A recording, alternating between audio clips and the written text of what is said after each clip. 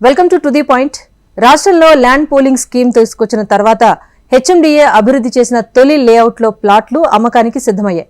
హైదరాబాద్ మహానగర శివార్లో outer ring రోడ్డుకు సమీపంలో కొత్తూరు మండలం ఇన్ముల్ నర్వాలో 95.25 ఎకరాలు, అలాగే కందుకూరు మండలంలోని 83 ఎకరాల్లో లేఅవుట్లను హెచ్ఎండిఏ అభివృద్ధి చేస్తోంది.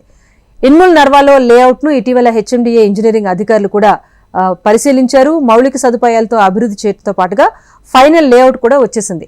కేవలం లేమూరు లేఅవుట్ మాత్రమే ఇంకా పెండింగ్ లో ఉంది.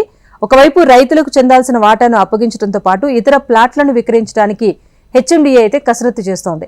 ఈ రెండు లేఅవుట్స్ లో హెచ్ఎండిఏకు వాటాగా వచ్చే స్థలాలను విక్రయించడం ద్వారా సుమారు 150 నుంచి 200 కోట్ల మేర ఆదాయం వచ్చే అవకాశాలున్నాయి.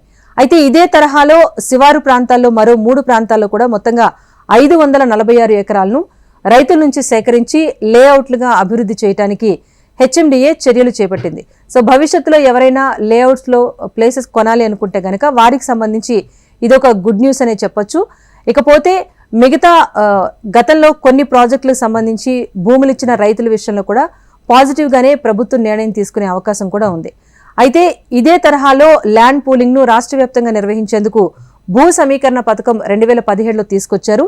అందులో భాగంగానే నగర శివార్లోని 5 ప్రాంతాల్లో రైతుల నుంచి 725 ఎకరాలను సేకరించినట్టుగా కూడా ప్రభుత్వం తెలిపింది.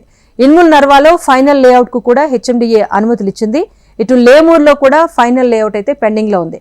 దీంతో పాటుగా మేడ్చల్, మల్కాజ్గిరి జిల్లా ఘట్కేసర్ మండలం ప్రతాప సింగారంలో 129 ఎకరాల్లో, అలాగే కీసర మండలం బోగారంలో 133 ఎకరాల్లోనూ, అలాగే యాదాద్రి భువనగిరి జిల్లాలోని చౌటుప్పల్ మండలం దండు మల్కాపురం రెవెన్యూ పరిధిలో మరో 284 ఎకరాల్లో కూడా లేఅవుట్ అనేది అభివృద్ధి చేయడానికి రైతుల నుంచి అంగీకారం అయితే వచ్చింది.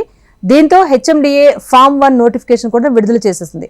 సో మొత్తంగా ఈ 3 చోట్ల దాదాపు 546 ఎకరాల్లో లేఅవుట్లు అభివృద్ధి చేయడానికి హెచ్ఎండిఏ అయితే ప్రణాళికను రూపొందిస్తోంది.